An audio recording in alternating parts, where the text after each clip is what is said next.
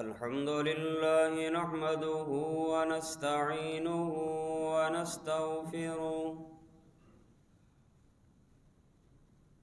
ونعوذ بالله من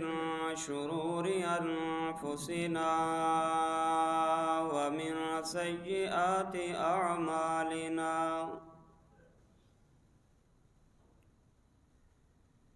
من يهده الله فلا مضل له ومن يضلله فلا هادي له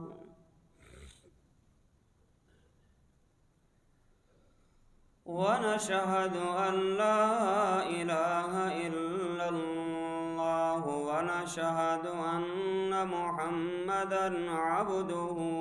ورسوله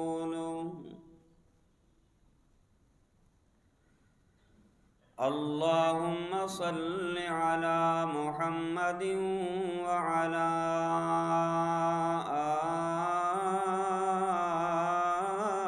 آل محمد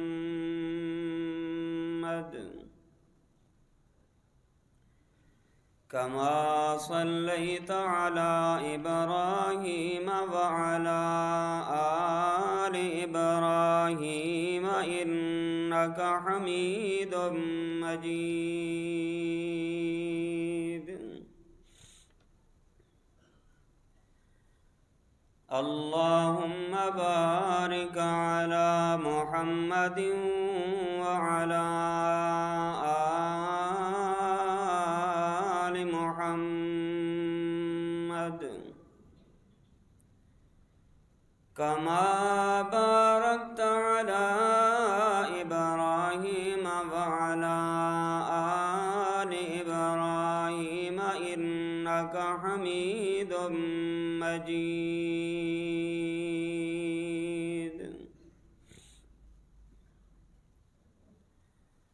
أما بعد فأعوذ بالله السميع العليم من الشيطان الرجيم بسم الله الرحمن الرحيم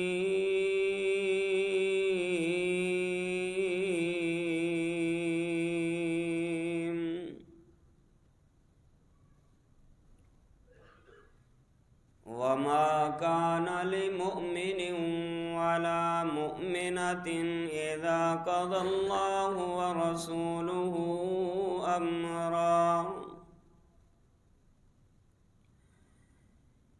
إذا قضى الله ورسوله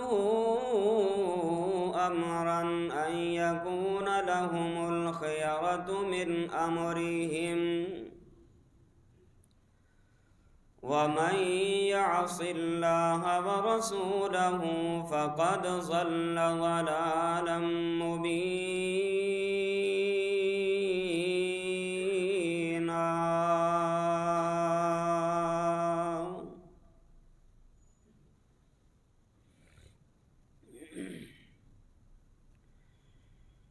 یا الہی جب تک میرے بدن میں جان رہے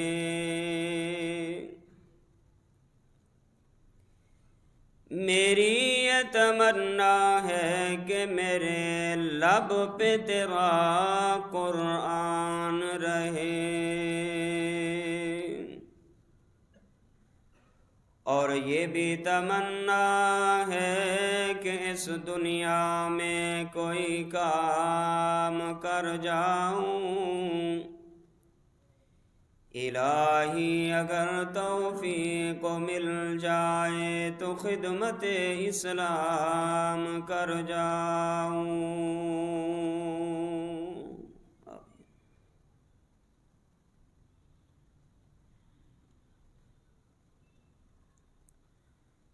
حمد و ثنا کبریائی بڑائی یکتائی تنہائی شہنشاہی اور بادشاہی اللہ وحدہ لا شریک کے لیے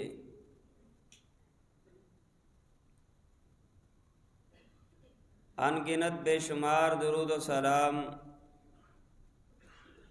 इमामुल अंबिया ख़ातमुल अंबिया जनाब मुहम्मदुर रसूलुल्लाह सल्लल्लाहु अलैहि व आलिहि वसल्लम की ज़ात गरामी के लिए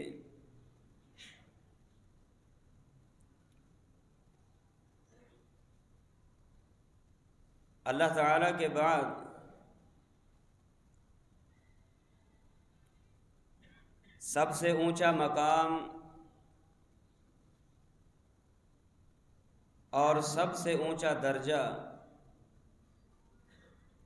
अगर किसी का है तो वो सिर्फ़ और सिर्फ मुहम्मदुर रसूलुल्लाह सल्लल्लाहु अलैहि व आलिहि वसल्लम हैं।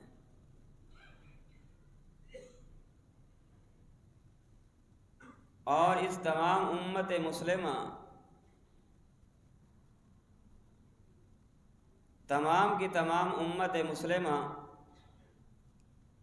इस बात को दिलो जान से तस्लीम भी करती है कि जो मकाम और मर्तबा अल्लाह ने मुहम्मदुर रसूलुल्लाह सल्लल्लाहु अलैहि वसल्लम को अता फरमाया है, कायनात में वो मकाम किसी को नहीं मिला।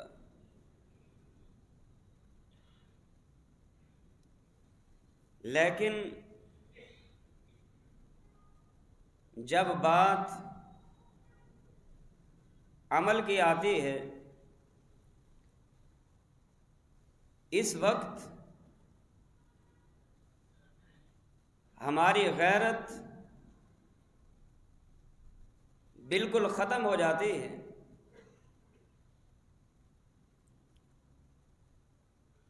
प्यारे पैगंबर अलैहिस्सलातु वस्सलाम की जब ज़ात का या आपकी बात का, जब आपकी अहदीस का जब मसला आता है,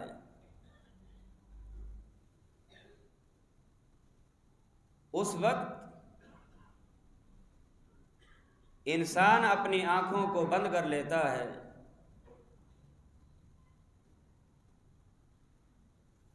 लेकिन इसके बिलमुकाबिल अगर अपनी ज़ात का मसला हो तो उस वक्त हम फौरन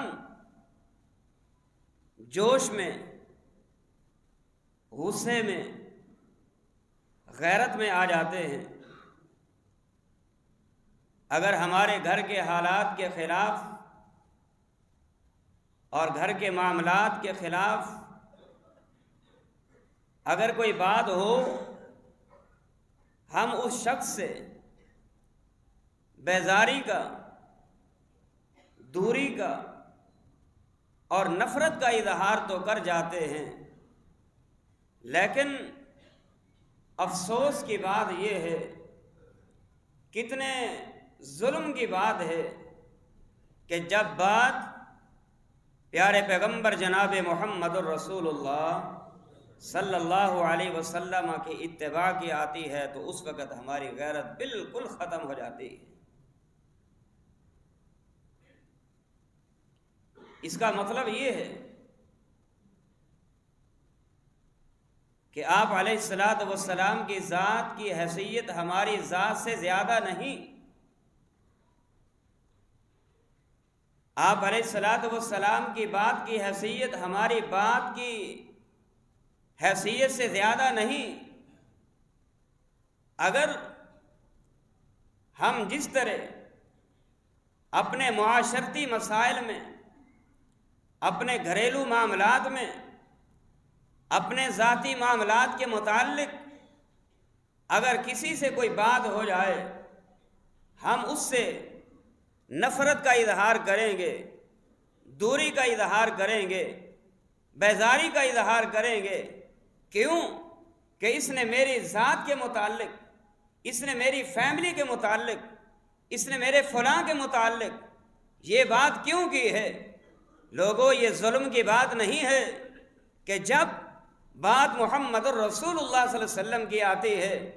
जब आपकी ज़ात की बात आए, जब आपकी बात की बात आए, आपकी सुन्नत की बात आए, आपके कौल की बात आए, आपके अफ़आल की बात आए, آپ کے کردار کی بات آئے، آپ کے معاملات کی بات آئے، جب محمد الرسول اللہ صلی اللہ علیہ وسلم کی سنت کی بات آئے، ہم مخالفین کو دیکھ کے اپنی آنکھوں کو بند کیوں کر لیتے ہیں؟ ہم ان کو خلاف سنت کرتا دیکھ کر ہم ان کو روکتے کیوں نہیں؟ اس وقت ہماری غیرت جاگتی کیوں نہیں؟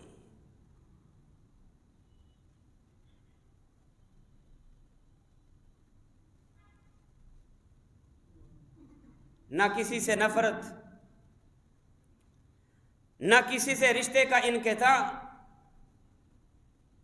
بریلوی کی رشتہ داری اہل حدیث سے اور اہل حدیث کی رشتہ داری غیر اہل حدیث سے، آخر وجہ کیا ہے؟ یہ معاملات آخر کیوں ہیں؟ ہماری غیرت کیوں نہیں جاگتی؟ ہم غیور کیوں نہیں بنتے؟ اپنی ذات کے معاملے میں ہم غیور، اپنی بات کے مقابلے میں ہم غیور۔ جب بات سنت رسول کی آئے، جب بات محمد الرسول اللہ صلی اللہ علیہ وسلم کے عمل کی آئے، اس وقت ہم خلاف سنت عمل کرتا دیکھ کر ہماری غیرت کیوں نہیں جاگتی؟ بات سوچنے کی ہے۔ وجہ کیا ہے؟ وجہ صرف اور صرف یہ ہے کہ جی ہماری برادری کا ہے، ہماری برادری کا ہے۔ بتاؤ غیرت کہاں گئی؟ دینی حمیت کہاں گئی؟ یاد رکھو میرے بھائیوں، میری ماؤں، میری بہنوں، ہم عملی میدان میں بالکل زیرو ہیں، بالکل صفر پہ ہیں۔ جب بات عمل کی آتی ہے ہم اپنے آپ کو بالکل زیرو محسوس کرتے ہیں۔ ہمارے اندر اگر غیرت ہوتی تو ہم پیارے پیغمبر علیہ الصلاۃ والسلام کی بات اور سنت کے مقابلے میں کسی کی بات کو ترجیح نہ دیتے، کسی کے عمل کو ترجیح نہ دیتے، کسی کے قول کو ترجیح نہ دیتے، کسی کے طریقہ کار کو ترجیح نہ دیتے۔ آج دین کو ترجیح نہیں، اللہ کو ترجیح نہیں، محمد الرسول اللہ صلی اللہ علیہ وسلم کو ترجیح نہیں۔ آج ترجیح اگر ہے تو صرف اور صرف برادری کو ہے، خاندان کو ہے، اپنے کنبے اور قبیلے کو ہے، اپنے خاندان کو ترجیح دی جاتی ہے، قرآن و سنت کو کوئی ویلیو نہیں دی جاتی۔ بڑے افسوس کی بات، دردمندانہ یہ احساس رکھتے ہوئے یہ بات آپ کے سامنے کرنے لگا ہوں۔ ہم ہر معاملے میں غیور، لیکن سنت کے معاملے میں ہم غیور کیوں نہیں؟ برادری کے معاملے میں غیور، قرآن و سنت کے معاملے میں ہم غیور کیوں نہیں؟ اپنی ذات کے معاملے میں غیور، پیارے پیغمبر کی بات کے مقابلے میں ہم غیور کیوں نہیں؟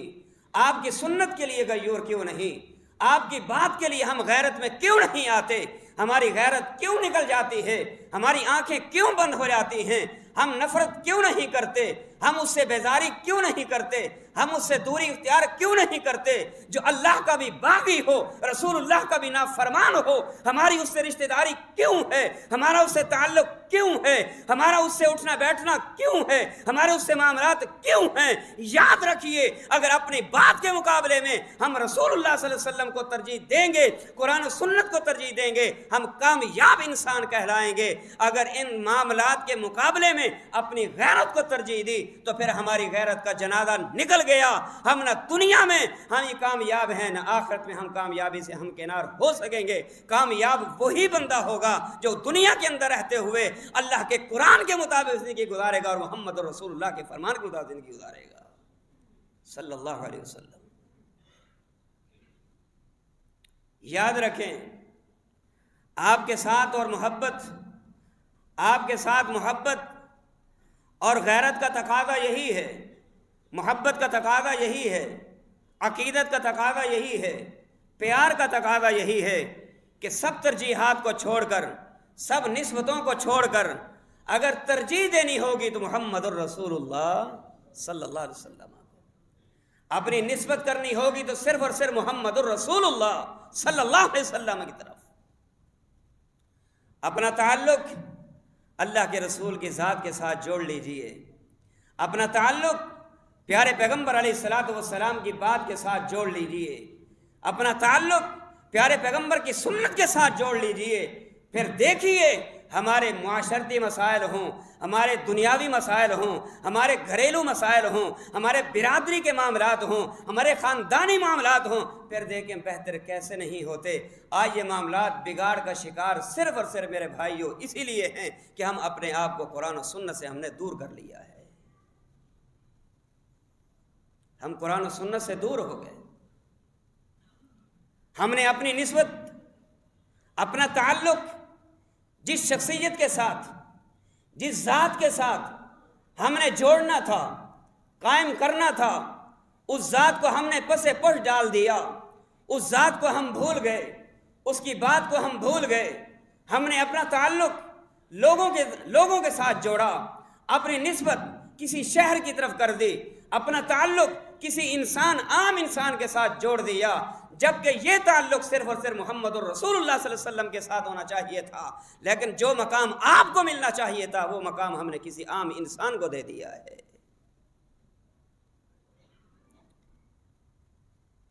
ہم الحمدللہ اہل الحدیث، اہل السنہ،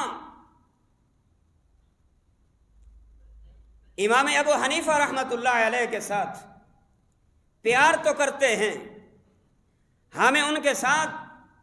پیار تو ہے، لیکن اس پیار میں آ کے ہم اپنے آپ کو حنفی نہیں کہلواتے۔ ہم امام مالک کے ساتھ پیار تو کرتے ہیں،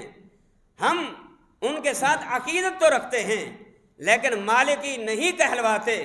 ہم امام شافعی سے پیار تو کرتے ہیں، لیکن میرے بھائیو اپنے آپ کو شافعی نہیں کہلواتے۔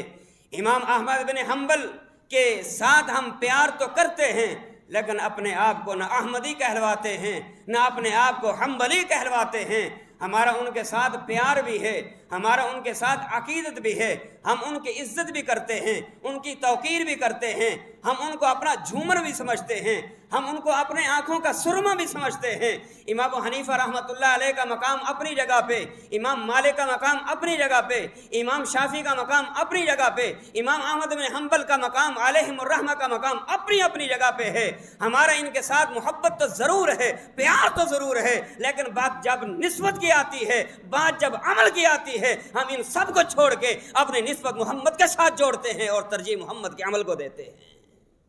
صلی اللہ علیہ وسلم۔ ہماری ترجیحات نہیں، ہم صرف اور صرف ترجیح دیتے ہیں اللہ کے قرآن کو، محمد رسول اللہ کی حدیث کو۔ اور جو ایسا کرنے والا ہے کہ وہ ترجیح رب کے قرآن کو دیتا ہو، وہ ترجیح محمد الرسول اللہ صلی اللہ علیہ وسلم کی حدیث کو دیتا ہو، ایسے ہی کرنے والے انسان کو اس دنیا کے اندر اہل الحدیث کہا جاتا ہے۔ اہل الحدیث، یہ اہل حدیث ہے کہ جس نے اپنی ساری نسبتیں ختم کر دی، جس نے اپنے سارے تعلق توڑ دیے، اپنے ساری نسبتیں اور تعلق توڑ کے صرف جوڑا ہے کس کے ساتھ؟ رب کے قرآن کے ساتھ، محمد کے حدیث کے ساتھ صلی اللہ علیہ وسلم۔ یہ اہل الحدیث ہے، یہ اہل السنہ ہے۔ لوگوں، اہل دل نے بڑی پیاری بات کی ہے، کہنے والا بڑی پیاری بات کرتا ہے، کہتا ہے کہ نا حنفی اسی صدانے اوے نا اوے حنفی اسی صدانے نا شافعی اخوانے نا حنبلی کہلانے اسی مدنی پیر منانے تد اہل حدیث صدانے اوے کی گن گن لینے ناماندہ۔ جی امام ابو حنیفہ، جی امام مالک، جی امام شافعی، جی امام احمد بن حنبل، جی آپ کس کے مقلد؟ جی میں امام ابو حنیفہ کا مقلد۔ آپ کس کو ماننے والے؟ جی میں امام شافعی کو ماننے والا۔ جی آپ کس کی تقلید کرنے والے؟ جی میں امام مالک کی تقلید کرنے والا۔ آپ کس کو ماننے والے؟ جی میں امام احمد بن حنبل کو ماننے والا۔ اور رب کعبہ کی قسم ہے جب آپ اہل الحدیث سے پوچھیں گے آپ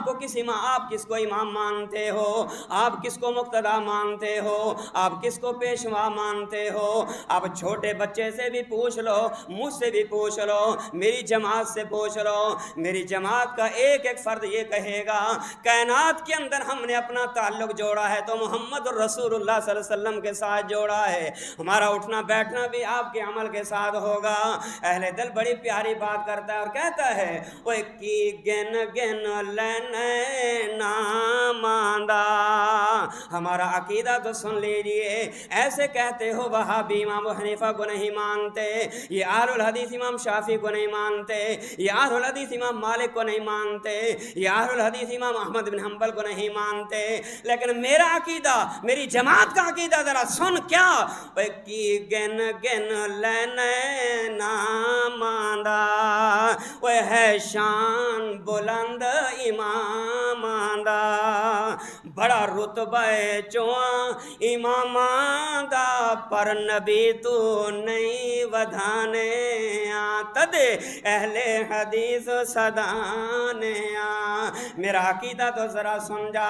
آج اپنے عقیدے کی اصلاح کر کے لے جا کہ اہل الحدیث ائمہ کے گستاخ نہیں، اہل حدیث امام حنیفہ کے گستاخ نہیں، اہل حدیث امام مالک کے گستاخ نہیں، امام مالک کے اللہ اکبر، اہل الحدیث امام شافعی کے گستاخ نہیں، اہل الحدیث امام احمد بن حنبل کے گستاخ نہیں، بلکہ میرا عقیدہ کیا ہے، میری جماعت کا عقیدہ کیا ہے، وہ اے چارے چمک دے تارے نے،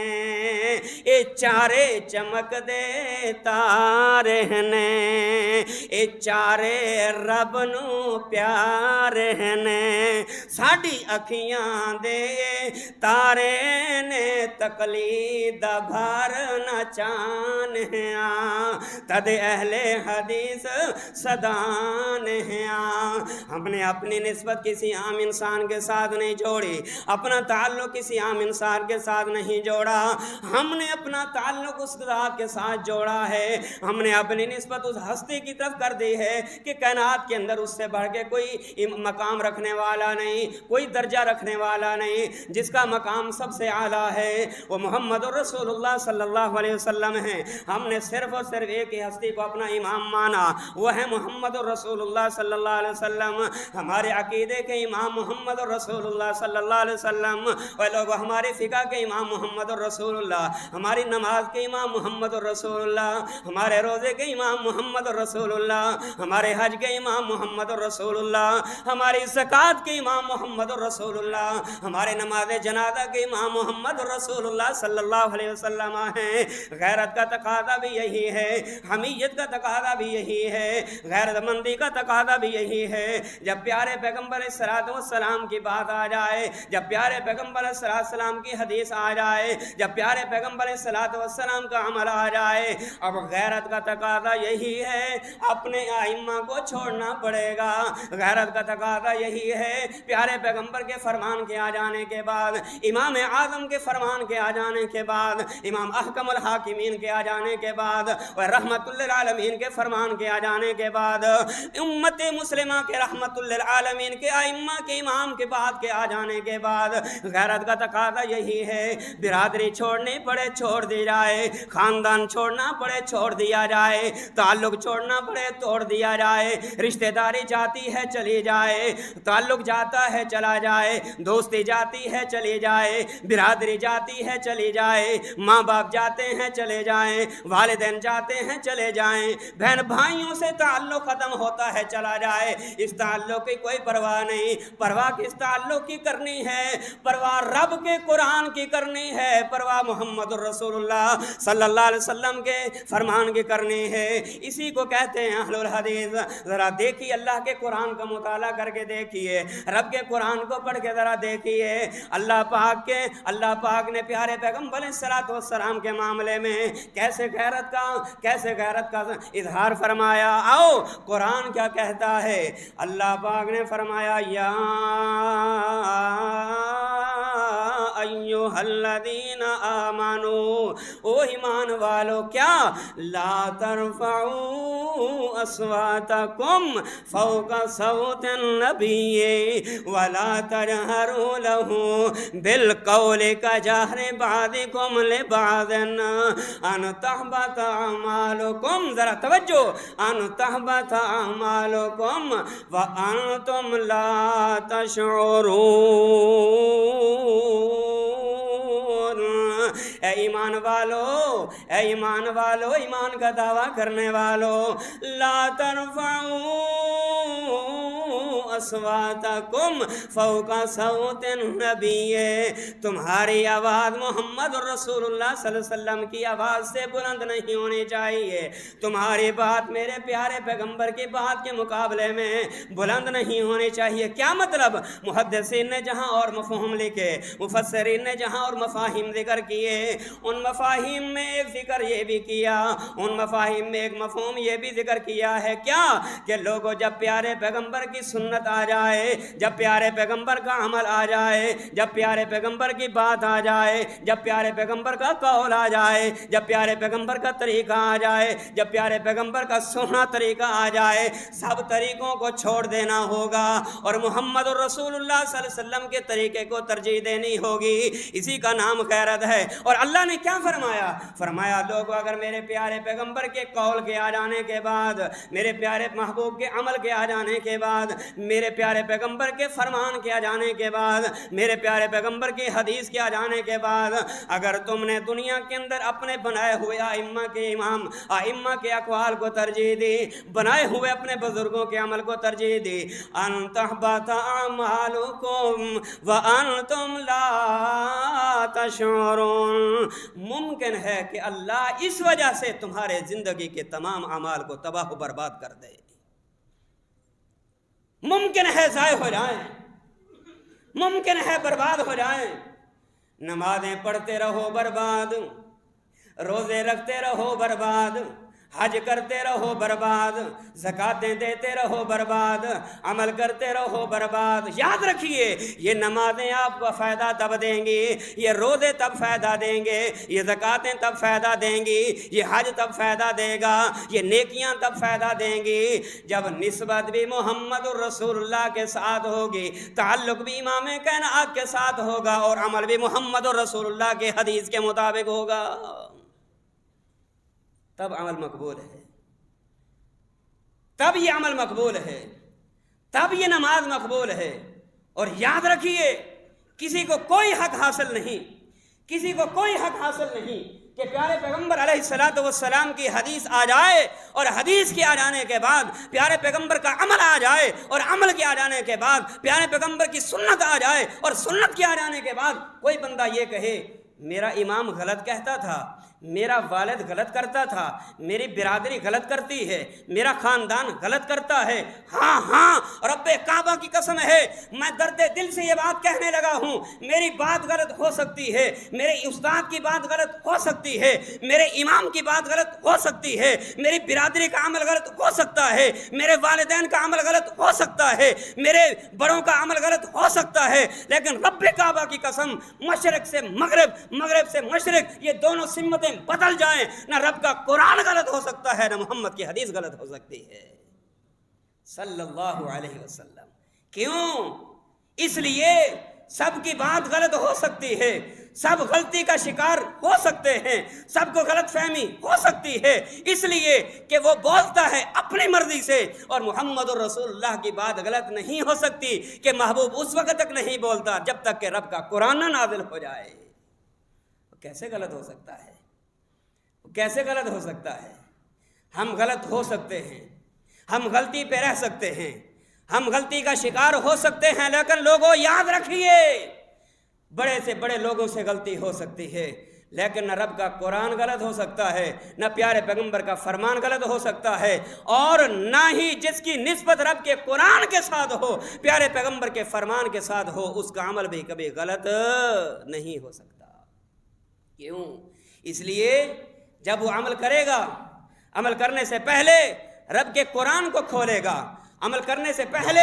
رب کے فرمان کو پڑھے گا، عمل کرنے سے پہلے پیارے پیغمبر کی حدیث پڑھے گا، پیارے پیغمبر کی حدیث کو دیکھے گا کہ پیارے پیغمبر کی حدیث میں نماز کیسے ہے، روزہ کیسے ہے، حج کیسے ہے، زکوٰۃ کیسے ہے، جہاد کیسے ہے، جنازہ کیسے ہے، نماز جنازہ کیسے ہے، نماز کیسے پڑھی جائے گی، اذان کیسے دی جائے گی، وہ دیکھے گا اذان سے پہلے صلاۃ و سلام بھی ہے یا نہیں، اذان کے بعد بھی صلاۃ و سلام بھی ہے یا نہیں، اور اس کے بعد وہ دیکھے گا نماز سے پہلے جو ہم اپنی زبان سے جو نیت پڑھتے ہیں یہ ثابت ہے بھی یا نہیں، وہ دیکھے گا جب ہم قبرستان میں جاتے ہیں 40 قدم دور کھڑے ہو کے اذان جو ہم دیتے ہیں کیا اس کا ثبوت رب کے قرآن میں ہے یا نہیں، محمد کی حدیث میں ہے یا نہیں۔ اللہ کی قسم یاد رکھیے روزے سے پہلے وابی صوم غد نویت من شہر رمضان کا جو ہم الفاظ پڑھتے ہیں ہم دیکھیں گے رب کے قرآن میں ہے یا نہیں، پیارے پیغمبر کے حدیث میں ہے یا نہیں۔ اگر یہ چیزیں سارے رب کے قرآن سے ثابت ہو جائیں، پیارے پیغمبر کی حدیث سے ثابت ہو جائیں،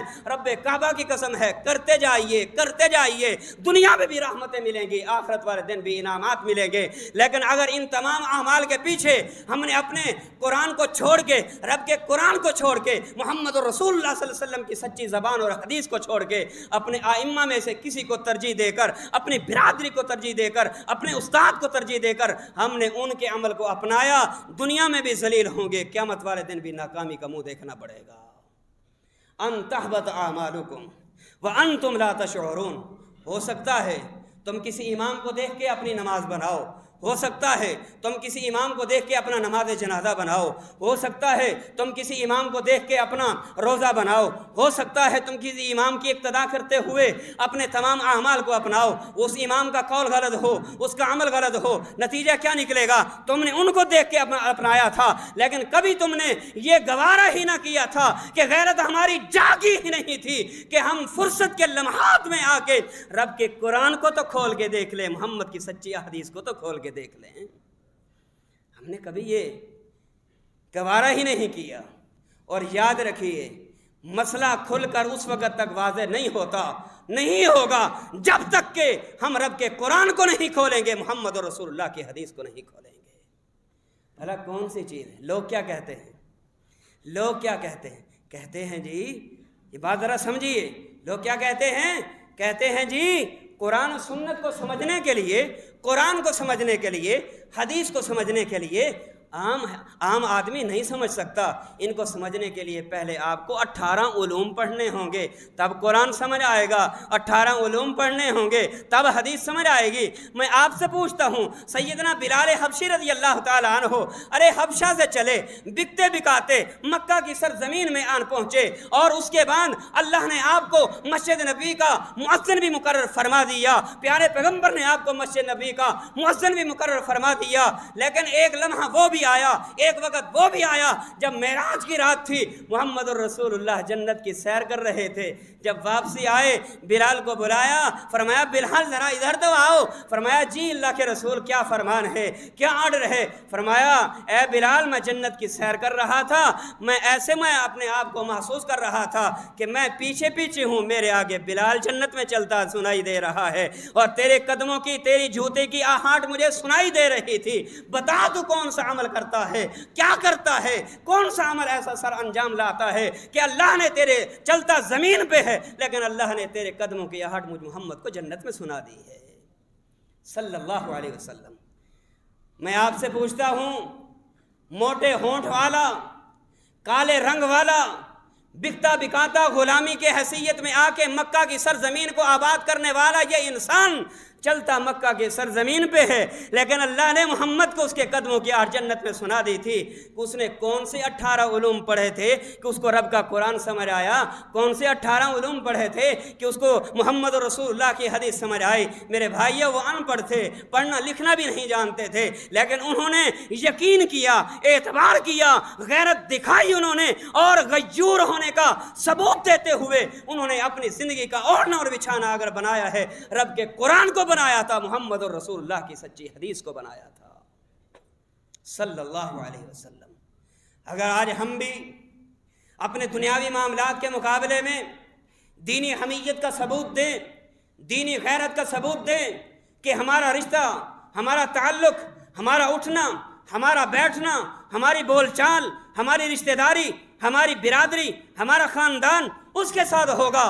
جس کا عمل رب کے قرآن کے مطابق ہو، جس کا عمل محمد رسول اللہ کی سچی حدیث کے مطابق ہو، رشتہ بھی اسی کے ساتھ کریں گے، اپنا بیٹے کا رشتہ بھی اسی سے لیں گے، اپنی بیٹی کا رشتہ بھی اسی کو دیں گے۔ لیکن ان چیزوں کو ہم پس پش ڈال دیتے ہیں۔ ہم نے کبھی نہ یہ دیکھا، نہ رب کے قرآن کو دیکھا، نہ پیارے پیغمبر کے فرمان کو دیکھا، نہ ہم نے رشتہ دیتے ہوئے نہ رشتہ لیتے ہوئے کبھی یہ بھی نہیں پوچھا اس کے چہرے پہ داڑھی بھی ہے یا نہیں، یہ سنت رسول کے مطابق اس نے اپنے چہرے پہ داڑھی بھی سجائی ہے یا نہیں، یہ نماز بھی پڑھتا ہے یا نہیں، روزہ بھی رکھتا ہے یا نہیں، قرآن بھی پڑھتا ہے یا نہیں، نماز کا پابند بھی ہے یا نہیں، تہجد کا پابند بھی ہے یا نہیں، اذان کا پابند بھی ہے یا نہیں، قرآن کی تلاوت کا پابند بھی ہے یا نہیں۔ ہم نے یہ کبھی نہیں پوچھا۔ جب بھی ہم رشتہ لینے کے لیے جائیں گے، جب بھی ہم رشتہ دینے کے لیے آمادگی کا اظہار کریں گے، اگلے بھی پوچھیں گے لڑکا کیا کرتا ہے، آنے والے بھی پوچھیں گے لڑکا کیا کرتا ہے، یہ کبھی نہیں پوچھیں گے لڑکا نماز بھی پڑھتا ہے یا نہیں پڑھتا۔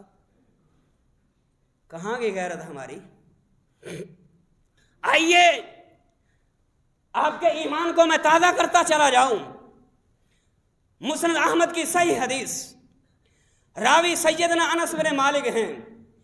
رضی اللہ تعالی عنہ۔ ایک کالے رنگ کا صحابی، نام اس کا جلیبیب ہے رضی اللہ تعالی عنہ، امام کائنات کی عدالت میں حاضر ہوئے، آ کے عرض کرتے ہیں محبوب رنگ میرا کالا ہے، میرے ہونٹ موٹے ہیں، میں جس کو بھی رشتے کا کہتا ہوں وہ میرے رنگ کو دیکھ کے انکار کر دیتا ہے،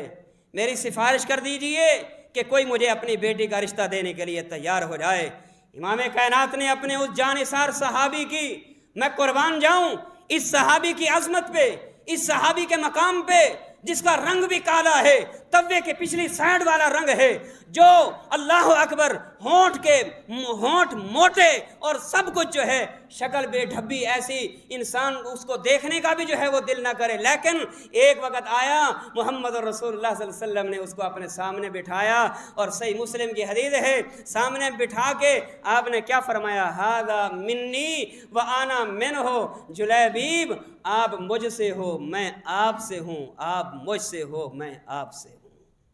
یہ مقام ہے جلیبیب رضی اللہ تعالی عنہ کا۔ آپ نے فرمایا اچھا رشتہ کوئی نہیں دیتا۔ آپ نے ایک انصاری کے گھر کی طرف آپ نے توجہ دلائی، فرمایا جاؤ فلاں انصاری کے دروازے کو کھٹکھٹاؤ، محمد کا سلام بھی دو، محمد کا پیغام بھی دو صلی اللہ علیہ وسلم۔ وہ جلیبیب دوڑتے دوڑتے انصاری جوان کے گھر پہنچے، جا کے دروازے کو دستک دی، بات توجہ کے ساتھ، توجہ میری طرف، آپ نے جا کے دروازے کو دستک دی، اور دستک دینے کے بعد انصاری صحابی گھر سے باہر نکلے۔ جلیبیب کیسے آئے؟ فرمایا امام کائنات نے بھیجا ہے۔ فرمایا حکم کیجئے۔ فرمایا امام کائنات نے پہلے سب سے آپ کو، آپ کے گھر والوں کو سلام دیا ہے، جی وعلیکم السلام ورحمۃ اللہ وبرکاتہ، سلام قبول کر لیا۔ اس کے بعد فرمایا جلیبیب اور کیا حکم ہے؟ جلیبیب رضی اللہ تعالیٰ عنہ نے عرض کیا ایک پیغام بھی ہے۔ جی سرکار دو عالم کا پیغام بھی بتائیے۔ فرمایا سرکار دو عالم کا پیغام یہ ہے کہ امام کائنات نے حکم دیا ہے کہ جا کے اس انصاری نوجوان کو کہو کہ جلیبیب کو اپنی بیٹی کا رشتہ دینے کے لیے تیار ہو جائے۔ جلیبیب نے کہا، انصاری جوان نے کہا جلیبیب جا کے پیارے پیغمبر کو بتاؤ اور ان سے کہیے کہ انصاری جوان اپنی بیٹی کا رشتہ دینے کے لیے اس وقت تک آمادگی کا اظہار نہیں کرے گا جب تک کہ بیٹی کا رشتہ دینے کے لیے اپنی بیوی سے مشورہ نہ کر لے۔ اچھی بات ہے، اچھی بات ہے، مشورہ ہونا چاہیے، لیتے وقت بھی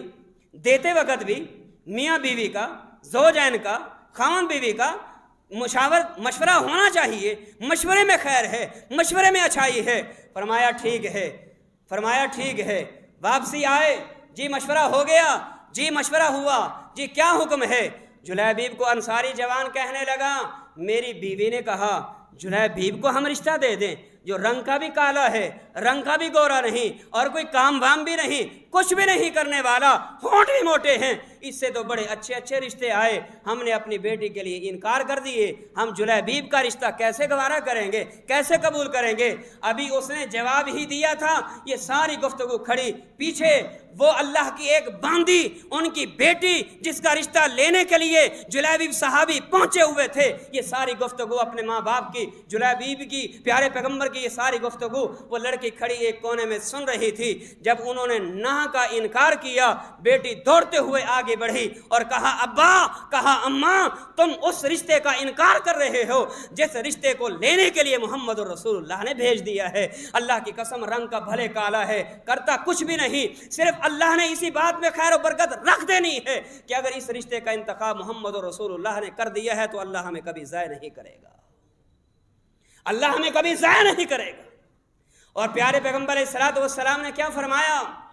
ایک عورت سے شادی کی جاتی ہے 4 چیزوں کو دیکھ کے، والے مالہا، والے حسبہا، والے جمالہا، والے دینہا، مال کو دیکھا جاتا ہے، خاندان دیکھا جاتا ہے، اور اس کے بعد جو ہے اس کے حسن و جمال کو دیکھا جاتا ہے، اور چوتھی چیز اس کے دین کو دیکھا جاتا ہے۔ پیارے پیغمبر فرماتے ہیں مال اگر نہیں تو کوئی پرواہ نہیں، اگر حسن و جمال نہیں تو کوئی پرواہ نہیں، اہل و عیال والا نہیں، کسی اچھے خاندان والا نہیں، کوئی پرواہ نہیں، اگر نمازی ہے، روزے دار ہے، تہجد گزار ہے، رب کے قرآن کے مطابق چلنے والا ہے، پیارے پیغمبر کے فرمان کے مطابق زندگی کو گزارنے والا ہے، اپنی بیٹی کا رشتہ اس کو دے بھی دیجیے، ان سے لے بھی لیجیے، پھر دیکھیے جلیبیب کی طرح اللہ تمہارے رشتوں میں کیسے برکت عطا فرماتا ہے۔ ایک وقت آیا، جلیبیب کا رشتہ ہو گیا، شادی ہو گئی، رخصتی ہو گئی، اس کے بعد اللہ نے اس دونوں جوڑوں کے اندر ایسی برکت عطا فرمائی، ایسی برکت عطا فرمائی کہ لوگ تاریخ کا مطالعہ کریں، اور لوگ مدینے کے کہا کرتے تھے اور لوگوں اگر رشتہ ہو تو جلیبیب والا ہو، رشتہ ہو تو جلیبیب کی بیوی والا رشتہ ہو،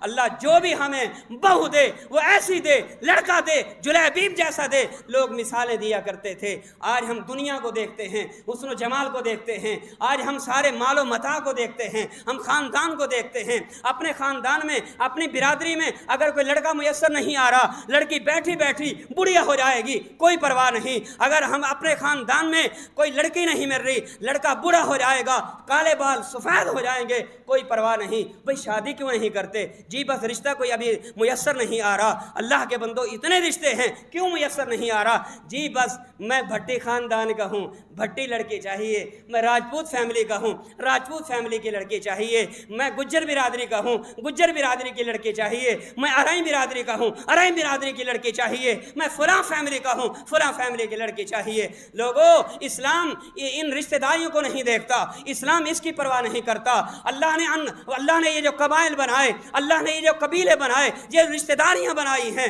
وَلِتَعَارَفُوا، تاکہ تمہاری پہچان رہے، لیکن یاد رکھیے قیامت والے دن یہ رشتہ داری، یہ پہچان نہیں ہوگی، پہچان اسی کی ہوگی جس کی زندگی رب کے قرآن کے مطابق گزری ہوگی، جس کی زندگی محمد کی حدیث کے مطابق گزری ہوگی صلی اللہ علیہ وسلم۔ اللہ سے دعا ہے جو کچھ میں نے سنایا آپ نے سنا، اللہ ہم سب کو عمل کی توفیق عطا